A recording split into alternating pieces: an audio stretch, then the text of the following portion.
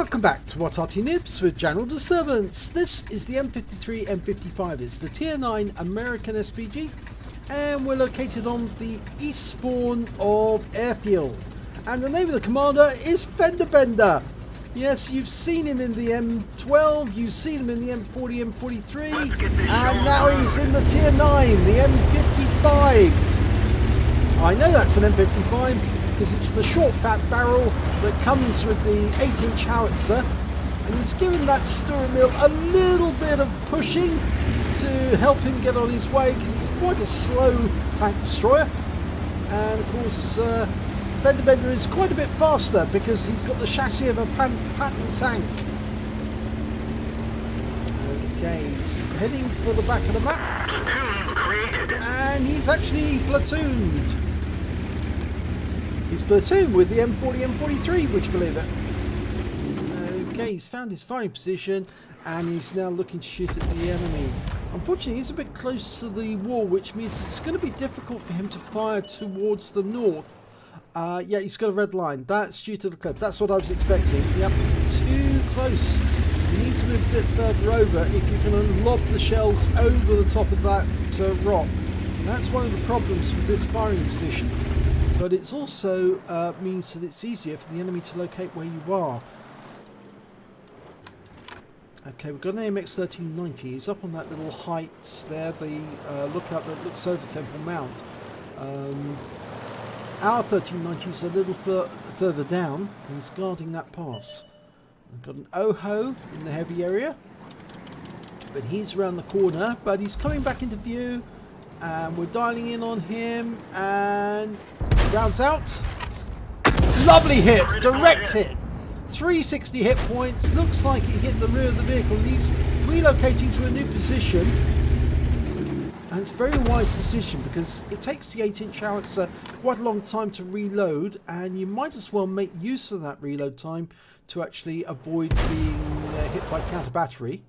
You don't have to move much, you just have to move sufficiently so that they can't get a direct hit on you. Okay, he's looking at the bushes where Arty tends to go at the back of the map, but decided against picking that as a target. Or is he? No, he's gone back to it again. Looking for a tracer. Nothing yet.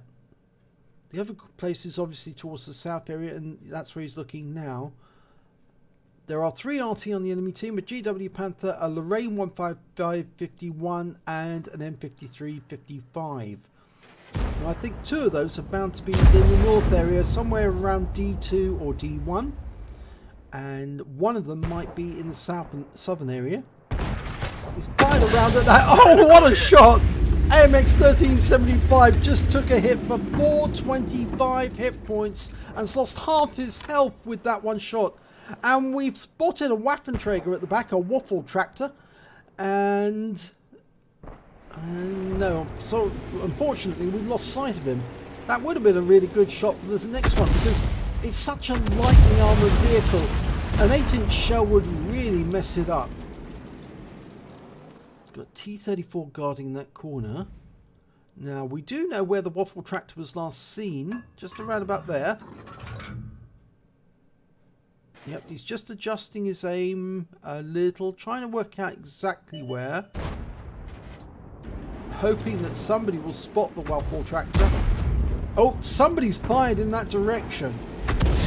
And looks like the VK just got hit by an Arty round, which would tend to indicate there is an Arty on the south side of the map. Because obviously it's more difficult for an Arty to fire over from the north into the south area, because the cliff on Temple Mount tends to get in the way. Although that VK is a bit out in the open there behind that rock. Oh, there's the waffle tractor. Okay, now we know where he is. And we're working out where he's going. Lining up a shot, round out. And it's a splash! A splash for 421, which is very useful. It's more than half of his health in one shot. And we now know the general location. We can see the shell crater from the previous shot. And it looks to me like several other players have been firing in that direction. We lost the VK, But we're now aiming towards the north, and there's that AMX 1390, the one we were referring to earlier. Oh, he was just derped. Derped by our Oho. And the enemy's got a VK3002D coming up to the heavy area. Lining up a shot, round out, and, well, 345 hit points. We're up to 1.5k of damage so far. That 1375 has just been nuked by our convoy, who came off the top of that cliff and sort of like dived down on top of him, shooting into him as he went. And there's the 3002D, and the Oho just got him. Or was it? No, actually it was our M40, M43, our platoon mate who got him. He fired around him just as the Oho fired, and it looks like our Arty round went in before. We're firing at the IKB, and no, unfortunately he's killed before our shell arrives. But we've got a T-34. It's coming up the rise towards us, and that's rather too close. We've got 39.38 seconds on the reload, and that's because we're not using premium consumables. And because we're so close to that T-34 and we're shooting over a ridge line, it's actually very difficult for us to get around into that T-34. And there's rocks down there as well. There's an IS over on the other side. Lining up a shot. So long as he stays there, we're loaded, rounds out straight away. And it lands near where he was last seen. Now, so the T-34 has been taken out. The scores are even, which is good. At least we're not losing. Okay, I can see that FendaBenda was moving. Yep, he's just backing up a little.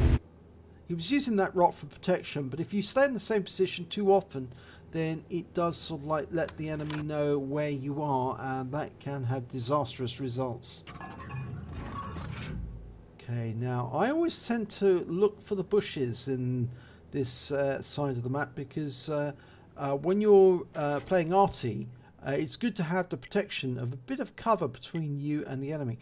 So sitting behind a bush is actually quite a good idea. Okay, Object 416 acting as a spotter.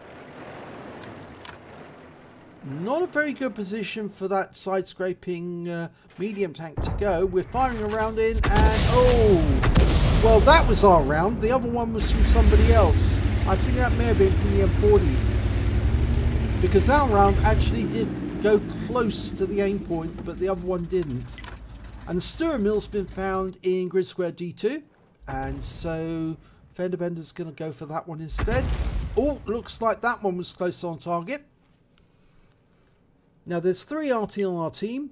The other one's a GW Panther, and he's up in the north in Grid Square B0, firing at the Stura Mill. We're aiming for that 416 again. Rounds out. He should be directly behind that rock. Oh, yes, we got him! We hit him that time for sure. Got a nice round into him. And, yes, the M40 got him. He splashed him to death, so our round must have done a huge amount of damage for the splash to work. So it looks like we do have some stun assist after all, and it's just not been recorded at all. We just did get some masses of damage there off that 416. It's just not been recorded yet. Got an IS hiding behind that hill. It's an Arty safe position. We can't hit there. I'd say it's Arty safe from our position. It's not Arty safe for the GW. GW can hit him, but it's difficult for us to hit him. Now he's looking in the pass. There's another place that they can hide, just around that corner.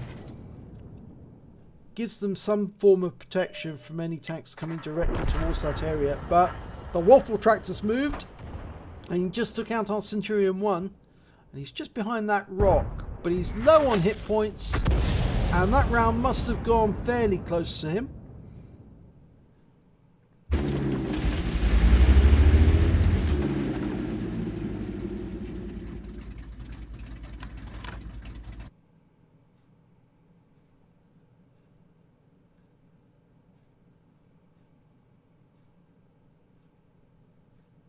Okay, almost completed reload.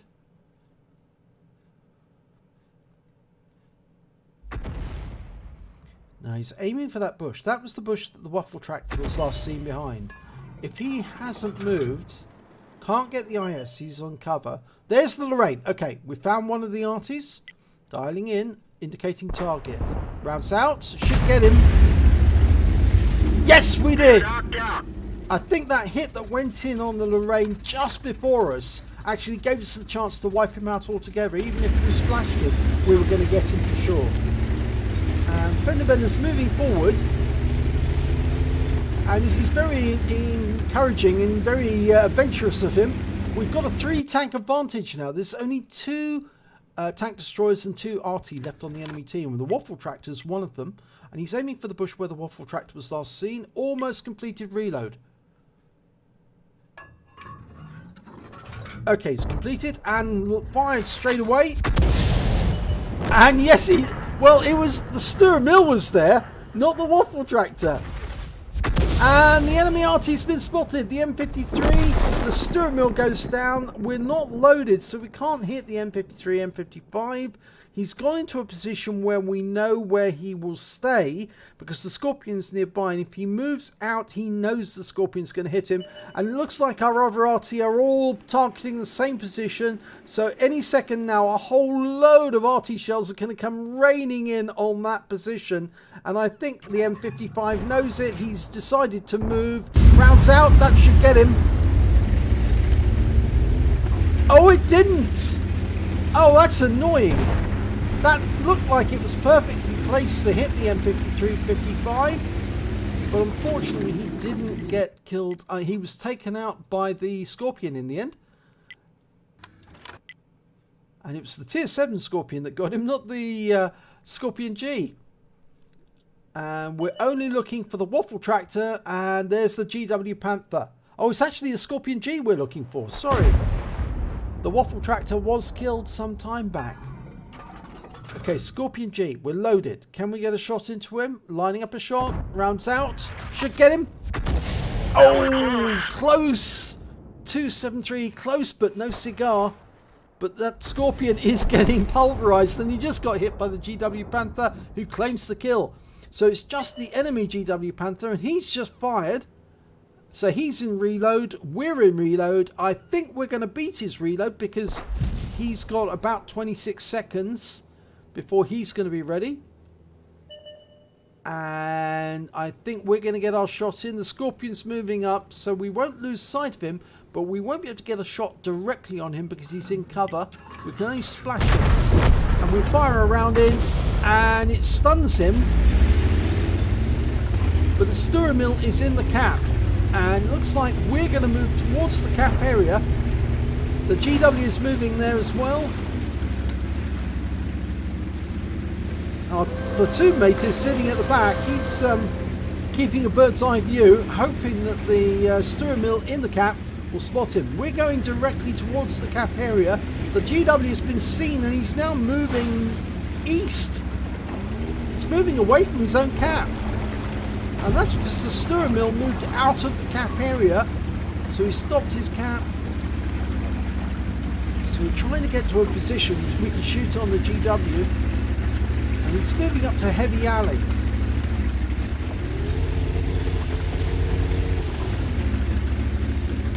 Desperately trying to get as close as we can. Oh, our GW just got shotgunned by the enemy GW. And I get the feeling that FendaBenda's going to try and do a shotgun of his own. They've both been stunned. Here comes FendaBenda. Rise up the rise. That's it. And there's the enemy.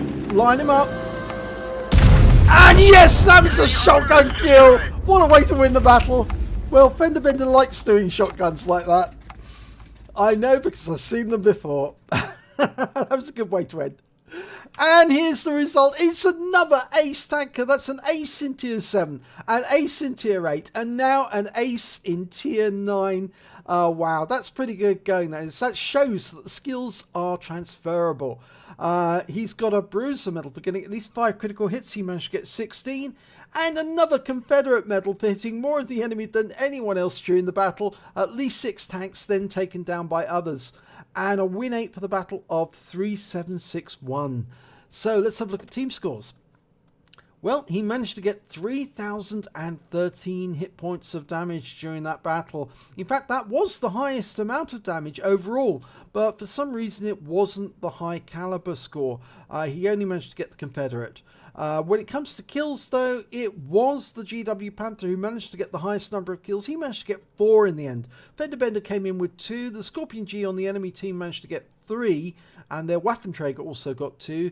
And a whole number of other tanks managed to get 2 on our team. When it came to base XP, though, it was the M56 Scorpion who managed to score the highest amount. Surprisingly, he actually managed to get 1,158 base experience, whereas FendaBenda came in with 1,117 in total. But it was still enough for an Ace Tanker in the M53, M55. So if we look at detail report, we can see that he managed to fire 15 rounds during that battle. He got 3 direct hits, 3 penetration and 10 splash. Damage of 3,013 hit points, of which 2,905 are at more than 300 meters. He managed to damage 9 of the enemy, but only killed 2. And he did damage assistance of 57 hit points and stun assistance of 1,982 hit points off 11 stuns. And again, that is why he has the ace, because that's such a large amount of stun. Add that to the actual damage he did, and then you obviously have an ace replay or an ace score. In credits wise, he had, on a premium account, he managed to get 51,953 credits, got 25,976 credits on a personal reserve bonus of 50%. So his total came to 77,929. And after repair, ammunition resupply, he actually had 49,845 credits to take away. He received 1 bond for the Confederate. He got 1,675 experience points. Plus he had our personal reserves for 100% going there. So he took away 3,351 experience points. So yes, he says he's making American Arty great again. I think that's trumpeting Trump. Doing exactly the same as President Trump is trying to do. And yes, he certainly has made it great. And this is something I've seen all along. You know, whenever Arty are playing and doing well, they're getting ace tankers because they are hitting so many of the enemy and then letting their teammates kill them. And it either gets them a high caliber or it gets them a Confederate into the bargain. And that's certainly worthwhile. At least we are contributing to the team, and we're not always berated by our own team members when we do that. But it certainly seems to the enemy that we are a nuisance to them. And I can tell you that the symbol underneath the M means that this was the very first Ace Tanker that FendaBenda actually had in the M55 Arty. Obviously, you don't get that symbol if you've had an ace before, a previous ace, because the symbol then looks like it does underneath in that with the garland all around. But having that little banner underneath means it is a first one. So congratulations, FendaBenda, first ace in the M55. Something I think I've already got on my M55, but I still don't have a mark on. Oh no, I do have a mark actually on my M55. I'm forgetting. Yes, I have actually got it already. In fact, actually, I think somebody else in What Arty Noobs only today announced that they've also got their first mark on their M55, and they're on their way to getting their T92 HMC. And I think all of us are going to be very happy when we've got to the tier 10, so we can actually find out what tier 10 battles are really like. So if you enjoyed this replay, please give it a like and do subscribe to our channel, and hopefully it'll be your replay that I'll be featuring in the next video.